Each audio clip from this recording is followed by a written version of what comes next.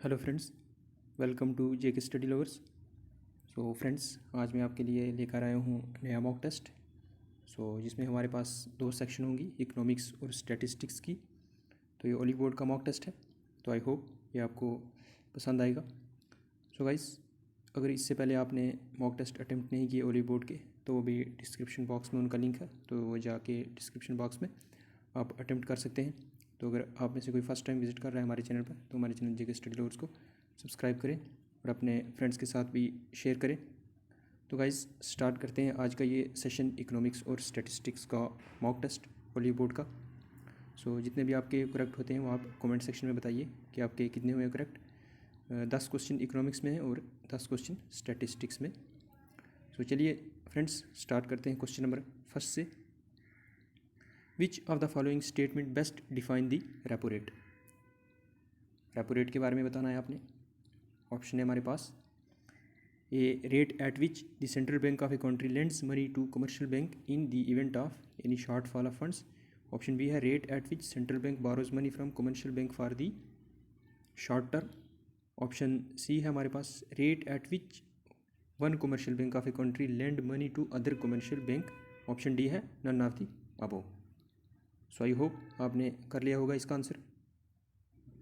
Guys, correct answer है इसका हमारे पास option A, rate at which central bank of a country lends money to commercial bank in the event of any short fall of funds. Next चलते हैं question number second की तरफ। The RBI can influence money supply by changing the rate at which it gives loan to the commercial banks. This rate is known as. ये बताना है आपने। Option है हमारे पास option A cash reserve ratio, option B statutory liquidity ratio, option C bank rate, option D reserve bank rate. I hope आपने कर लिया होगा इसका आंसर। इसका करेक्ट आंसर है हमारे पास ऑप्शन सी, बैंक रेट इसका करेक्ट आंसर है। नेक्स्ट चलते हैं क्वेश्चन नंबर थर्ड की तरफ। Which of the following is a factor that hinder economic development. इसके बारे में बताना है आपने। ऑप्शन है हमारे पास political instability, option B public borrowing, option C high dependency on natural resources, option D low level of technological innovation. इसका आंसर कीजिएगा इस क्वेश्चन नंबर थर्ड का। आई होप आपने कर लिया होगा इसका आंसर। इसका करेक्ट आंसर है हमारे पास option D, A B C and D इसका करेक्ट आंसर है, all of the above. Next चलते हैं क्वेश्चन नंबर 4 की तरफ। Which of the following statement about planned economy is not correct. ये बताना है आपने, नॉट करेक्ट बताना है प्लान्ड इकोनॉमी के बारे में। ऑप्शन है हमारे पास planned economy does not encourage development and innovation. Option B है planned economy focuses on profit. Option C है in planned economy the overall economic decisions are controlled by the government. Option D हमारे पास both 1 and 3। I hope आपने कर लिया होगा question number 4 का answer. इसका हमने बताना है नॉट करेक्ट बताना है, और वो है हमारे पास इसमें planned economy focuses on profit. ये हमारे पास नॉट करेक्ट है। प्लान्ड इकोनॉमी में जो मेन फोकस होता है वो होता है सोशल वेलफेयर के ऊपर, सोशल वेलफेयर के ऊपर। नेक्स्ट चलते हैं क्वेश्चन नंबर 5 की तरफ। Read the following statement and choose the correct option. ये हमारे पास option in marginal productivity theory it is assumed there is monopolistic competition in the product market. Option B हमारे पास marginal productivity theory assumes that the main aim of every organisation to maximise their profit. इसका answer कीजिएगा इस question number 5 का। Option A है हमारे पास A is true B is false, option B है A is true B is true, option C है A is false B is false, option D है हमारे पास A is false B is true. I hope आपने कर लिया होगा इसका आंसर। इसका करेक्ट आंसर है हमारे पास ऑप्शन सी, ए इज़। इसका करेक्ट आंसर है हमारे पास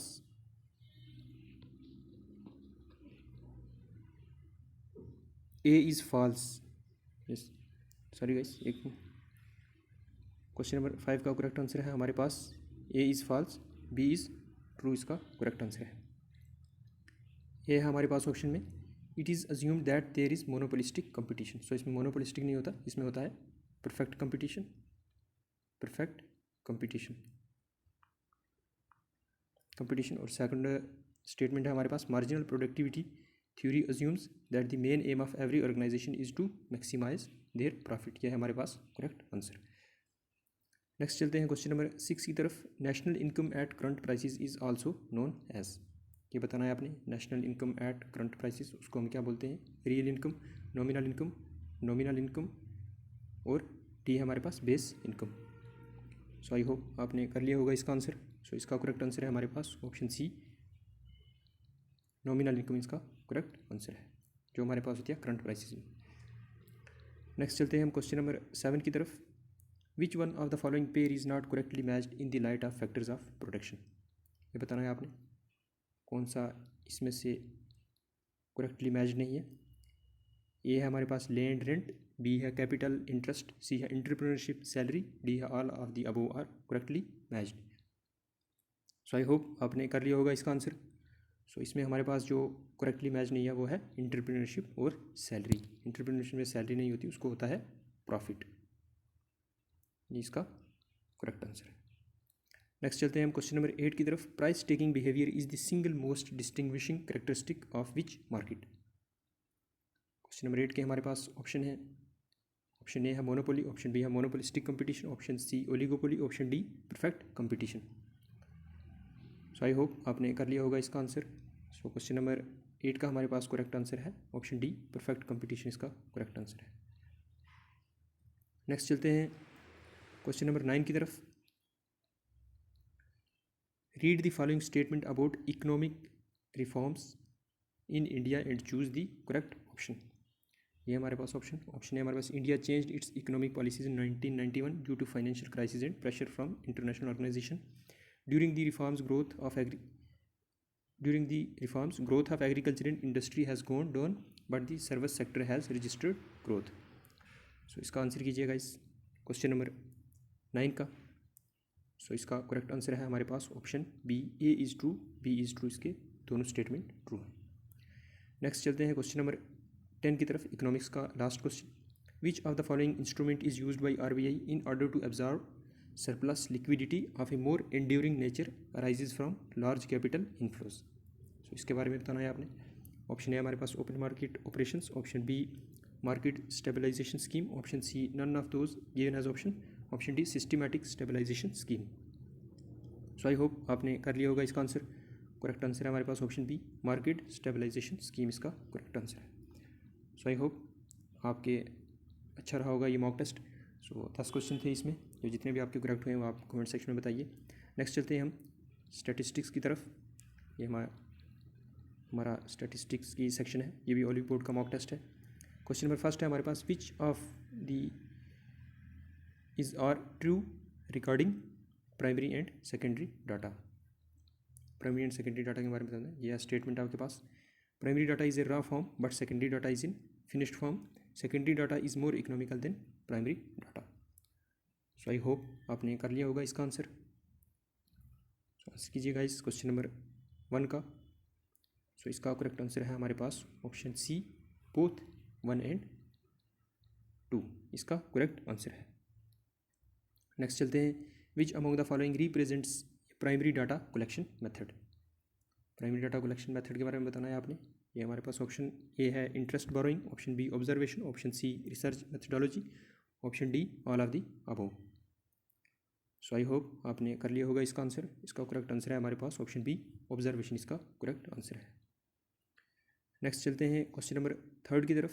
विच among the following is the first step of tabulation. So ये बताना है आपने, टेबुलेशन में फर्स्ट स्टेप कौन सा होता है। ये हमारे पास ऑप्शन ए है हमारे पास classification, option B comparison, option C case study, option D all of the above. So इसका करेक्ट आंसर है हमारे पास ऑप्शन ए, सबसे पहले होता है क्लासिफिकेशन, इसका करेक्ट आंसर है। नेक्स्ट चलते हैं क्वेश्चन नंबर 4 की तरफ। Cause specific mortality rate is usually expressed पर डैश पॉपुलेशन। ये बताना है आपने। ऑप्शन है हमारे पास। सो आप आंसर कीजिएगा इस क्वेश्चन नंबर 4 का, उसके बाद मैं करेक्ट आंसर बताता हूँ। सो आई होप आपने कर लिया होगा इसका आंसर। सो करेक्ट आंसर है हमारे पास ऑप्शन ए, 1 लाख इसका करेक्ट आंसर है। नेक्स्ट चलते हैं question number 5। Which of the following is a feature of measure of central tendency. So ये बताना है आपने। It provides comprehensive summary of whole data set. It is a valuable tool in estimation and planning. It facilitates the comparison between different groups of data, या फिर इसका option D all of the above. So इसका correct answer है हमारे पास question number 5 का all of the above इसका correct answer है। Next चलते हैं क्वेश्चन नंबर 6 की तरफ। Find mode of the following data. इसमें मोड फाइंड करना है आपने, ये जो डाटा हमारे पास दिया गया है। सो इसका आंसर कीजिएगा। इस ऑप्शन ए है हमारे पास 8, option B 12, option C 14, option D 6। आप वीडियो को पॉज करके तो अपना आंसर निकाल के फिर अटेम्प्ट कीजिए इस क्वेश्चन को। सो सबसे पहले हम डाटा को यहाँ पर अरेंज करेंगे असेंडिंग ऑर्डर में। असेंडिंग ऑर्डर में हम सबसे पहले डाटा अरेंज करेंगे 6 6, तो 6, फिर उसके बाद 12 12, 14 14 और 19। सो ये हमने किया असेंडिंग ऑर्डर में डाटा को सबसे पहले। सो इसके बाद में हमने देखना है मैक्सिमम टाइम कौन सा आया है। सो 3 है हमारे पास, 3 टाइम 6, 2 टाइम 12, 14 है 2 टाइम और 19 है 1 टाइम। सो जो मैक्सिमम टाइम होगा वही हमारा होगा मोड।